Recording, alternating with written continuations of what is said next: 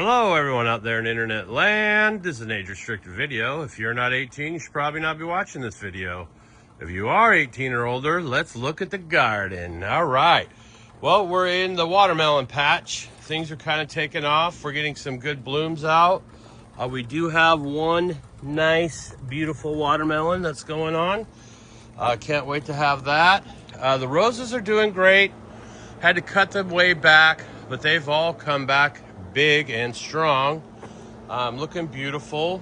These yellow roses are probably one of my favorites. The pinks are looking beautiful. All of the roses are looking good. We've got our red roses over here that are still kind of budding up and producing well. And yeah, I love these roses, man. I've been wanting to grow roses for a long time, and I think this is like my third year with these, and every year I bring in new stuff, or I clone some and bring some in via clone. So the roses are looking great. Let's go ahead and take a look at the old mushroom hut. Had some real good production out of here. I harvested probably like 5 large heads of lion's mane out of here, and I'll be doing a little video on that one. All of these bins are myceliated well. We did that maintenance on them, and as you can see, they've already taken off and the mycelium is spread up to the top. So they're all looking good. I'm just trying to stay on their hydration without over hydrating them. We can go ahead and take a look over here. We have some of these pepinos that have been popping up, and I'm hoping to make like a chicken gnocchi with these guys really soon. And I got a whole new fresh batch of spent blocks that I'm going to be processing and start filling in this back area. And the hope is to have this whole section just become this Hugo mound of mushrooms, so that I can come along a little bit later and put in some secondary decomposers, like some wine caps. As you can see, the plum tree is, a lot of the plums are really ready. They're really good this year, and I had a lot better production with my plums than I've had in past years, so pretty stoked about that. Lots of plums. All right, let's go ahead and look out here at the Tower of Tomatoes. They have completely climbed up that concrete mesh that I bought, and they're just kind of booming out the top.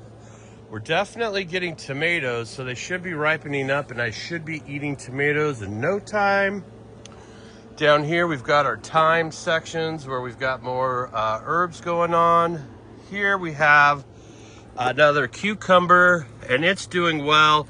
It's producing like these little fat cucumbers, and as you can see, it's just starting to yellow on the end. And I only let them get a little bit yellow before I harvest them, because if you let them get too yellow, that kind of signals to the plant that, hey, I've done some seed production here, I'm good to go, don't really need to grow or produce any more fruits or vegetables in this case.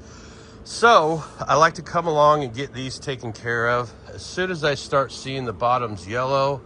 But as of now, I have way more cucumbers than I can eat. As you can see, this one's really getting there. Like, I would probably pick this one today or shortly after. This tomato, I've been trying to train along this little section here. It was a volunteer. I don't know what kind of tomato it is, but it is producing little tomatoes. So that's cool. That's cool. Carrots are doing good. Green onions are doing good. I'm running through both of them. Like, you see, there's a lot of gaps in there. That's me eating. I was going to use a lot of these for the ferment, and I may still do that. But man, I'm telling you, all the family and friends have been dying for the carrots, especially since how a lot of people are freaked out about produce right now. Nobody wants explosive diarrheas. Here is the other tomato wall that's going up this concrete mesh. It's also reached the top and is fruiting well. So I think things are a little bit late on the tomatoes. I did pinch blossoms quite a bit just to get them to explode, but they have exploded. And speaking of exploding, these Laurent fingerling potatoes, they're just spreading like wildfire. Like they're all the way out of the fence, out into the walkway here, and they're still blooming. Like I am still daily coming along and picking these blossoms off to kind of keep them producing and shooting growth down in there. I can't reach some of those ones in the middle, but they're still just crazy, man. A lot of potatoes, I hope. The lilac is kind of taking over. It's saying, hey, bros, you got to give me some space here. So I was afraid it was going to get choked out, but it did not get choked out. Here is the giant tomato scrog, and they're up over the top here, as I assume they would. I almost think they might kind of waterfall over the edge at some point. But I've been trying to come along here, and these ones that come out the sides, I'm tucking them up and in, like in this case here.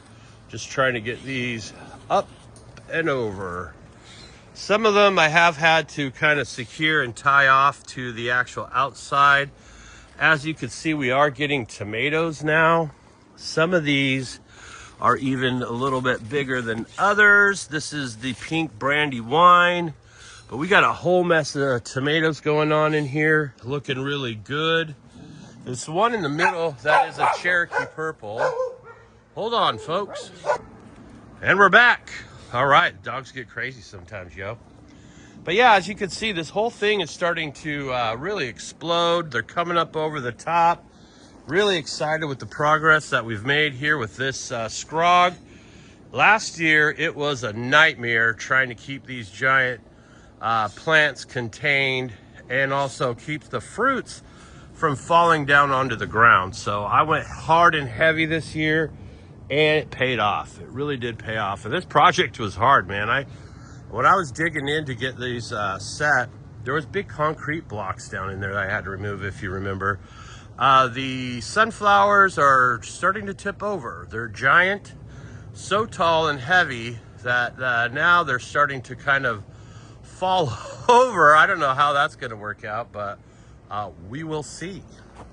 This is my little chair where I sit and water, because I top water with a sprinkler system, but I have to come under here and spot water these guys, especially when it's super hot out.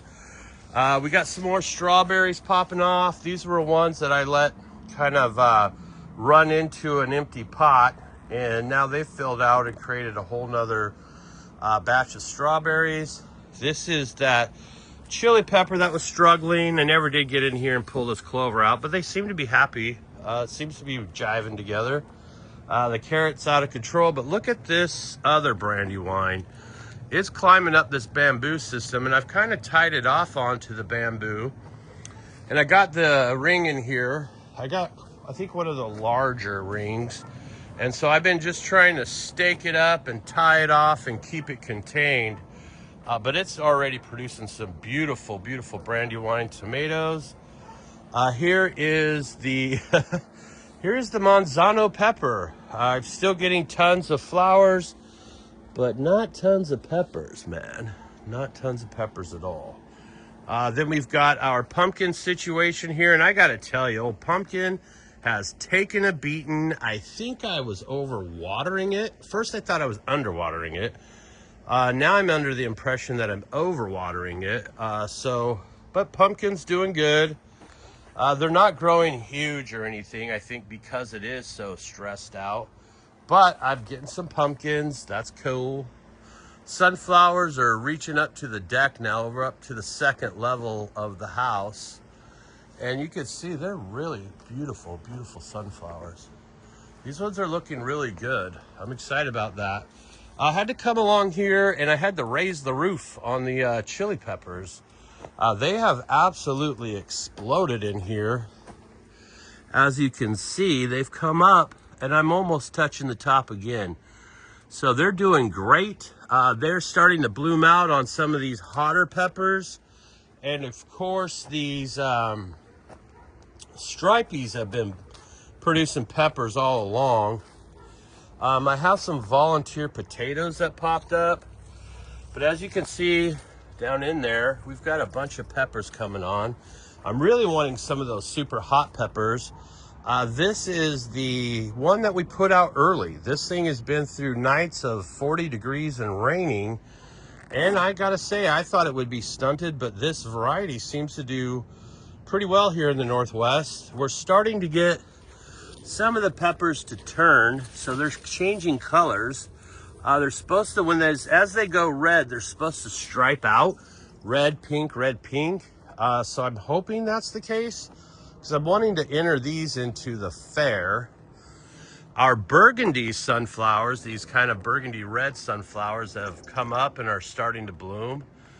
This is the first one to bloom out. I got these out a little bit later than the rest, but the rest of the sunflowers, as you can see, are booming, tall, and looking nice.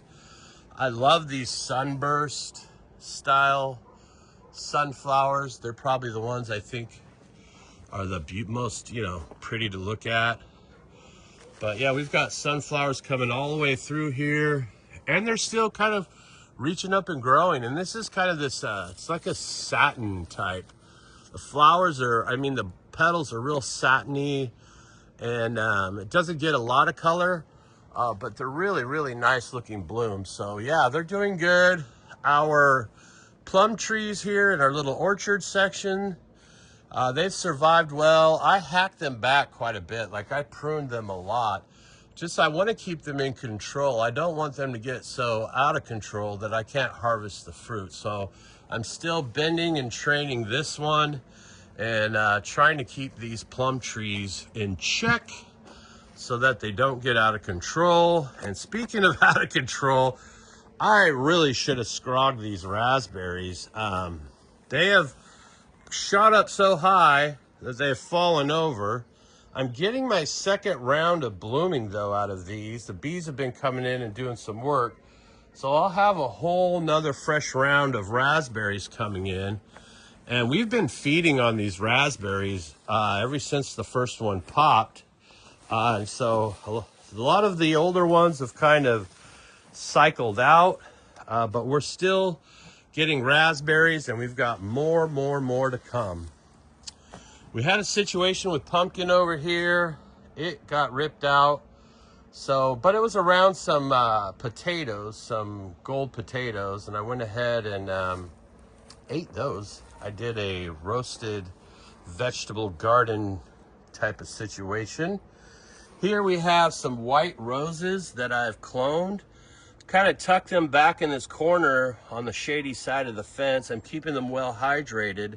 These are a beautiful white rose that I got from my buddy Fish Ganja guy. So I'm really hoping those take off. I'd really like to get those white roses as additions into the program. Over here we have the breeding project. It's doing well. As you can see, their posture is super stoked. These guys are looking really good. My male is back there in the back, but he's kind of tiny, so I'm not sure if he's gonna be the stud of choice. I have a backup Z Pi male, just in case that one kind of doesn't do its thing. So I've got it over here on the wings, but I'm still not in flower at all. Like, it's just kind of starting to clump up a bit, as you can see, but we're still in that transition phase. So I gave them one more round of top dress of the veg formula, which I think is 453 or 553, something in that zone.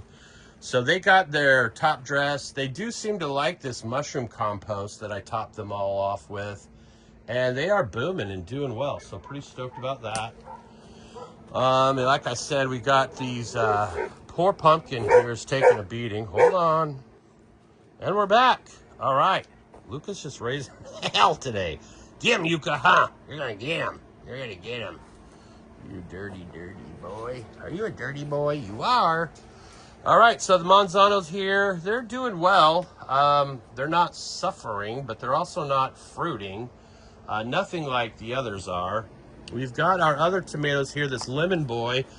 This lemon boy gets really stressed out in the heat. It does not like the heat at all. Like, I literally could probably grow this thing in the shade. These are starting to form up and looking good. I've been feeding them bloom food, and they seem to be keeping their nitrogen levels pretty good and looking okay. This is the black creme.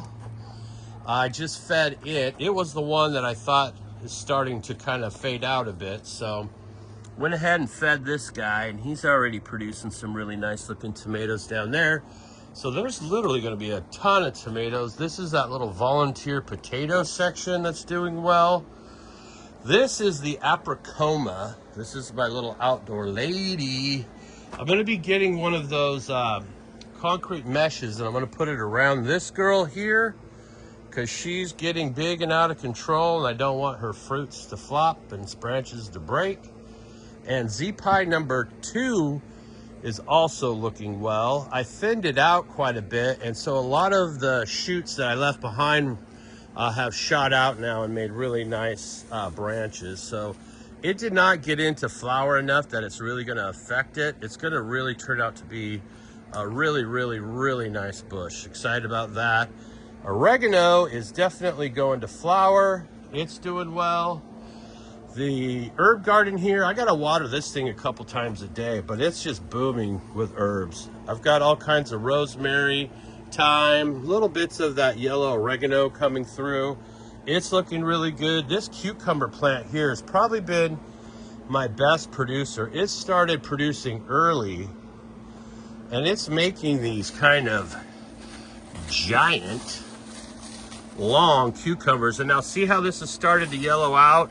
This is something I definitely want to pick. So we got us a nice cucumber here. I'll just put that in my pocket. Over here, our Thai basil's blooming out, and I can't keep control of it, so I think it's time to shave it down, harvest it, and dry out all the herbs and make myself some Thai basil oil. I like to get that garlic infused olive oil. Then I infuse the Thai basil and some chilies and make a Thai chili basil oil. Hold on. Wow, they're raising hell today. Here's the other Manzano. It's doing well. I looked in here the other day. I don't know if I'm going to be able to find it while you guys are on here, but I have a pepper in here somewhere. I don't know where it went. But yeah, I'm getting a pepper out of this guy, which is nice. Oh, there it is. Or there's one. So I am finally starting to get some of these Manzanos. Oh, there's another one down here. And these Manzanos are like a yellow, and Manzano is apple in Spanish. So they're like these little apple-shaped, thick wall, but hot as a jalapeno, kind of in that almost habanero range. Over here we have our tobacco. This is a native, non-GMO'd, non-modified tobacco. It's taken over this whole section here. Not really sure what I'm gonna do with it.